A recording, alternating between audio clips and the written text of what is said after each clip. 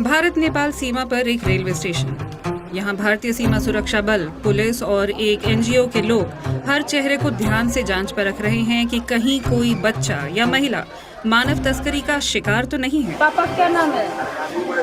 ये कौन है ये?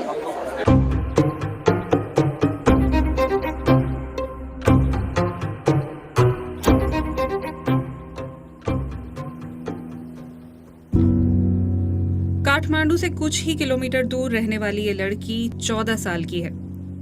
करीबन 1 साल पहले उसकी जिंदगी पूरी तरह से बदल गई जब एक युवक उसे अगवा करके अपने साथ बिहार में ले गया। उसने पीछे से आया, ठीक है ना, वो पीछे से आया और ऐसे करके दाब दिया।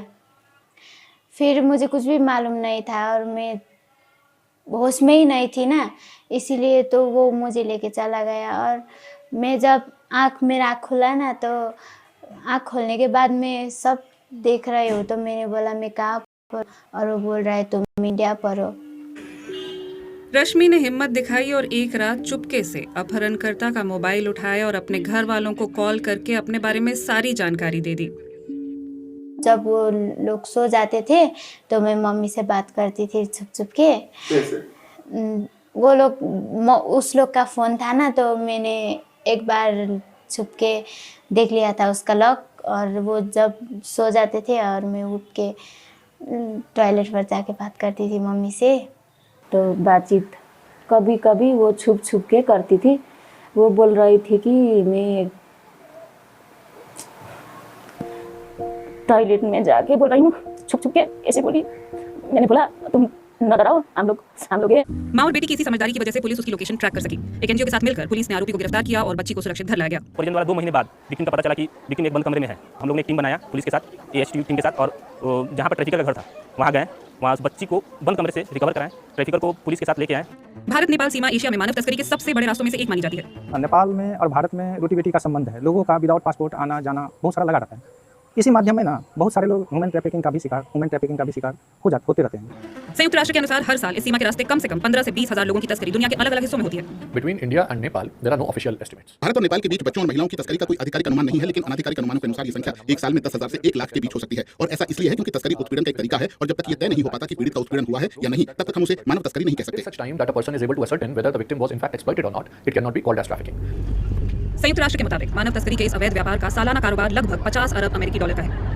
भारत और नेपाल में अब कई संगठन इस नेटवर्क को तोड़ने के लिए मिलकर काम कर रहे हैं। 100 से ज्यादा ऐसे ही एनजीओ को सामाजिक कार्यकर्ता भुवन रिभु एक मंच पर लेकर आए हैं। दोनों देशों के संगठन लगातार एक दूसरे के संपर्क में रहते हैं और सीमा के दोनों ओर अपना नेटवर्क बनाकर काम कर रहे हैं। नेपाल ले गया, कुछ कर दिया तो क्या करेगी? कौन बचाएगा तुमको? ना तुम मम्मी के घर में बता कर। हम लोग ज्वाइंट ऑपरेशन करते हैं और ये हम लोग का नियंत्रण चलता है। मतलब ये नहीं है कि ये स्पेशल ड्राइव चला है उसी में, ये नियंत्रण हम लोग महीने में चलाते हैं आपस में कोऑर्डिनेशन से, और कोऑर्डिनेशन से काम करने पर सफलता भी मिलती है।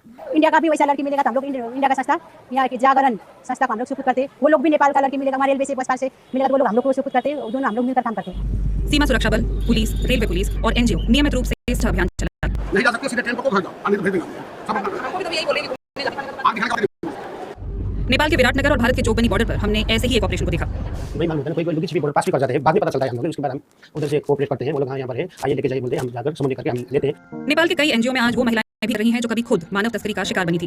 काठमांडू की छोरी संस्था में काम करने वाली ये महिला भी उन्हीं में से एक है। 16 साल की उम्र में उन्हें नेपाल से भारत, फिर पश्चिम एशिया होते हुए अफ्रीका के एक डांस बार में बेच दिया गया था।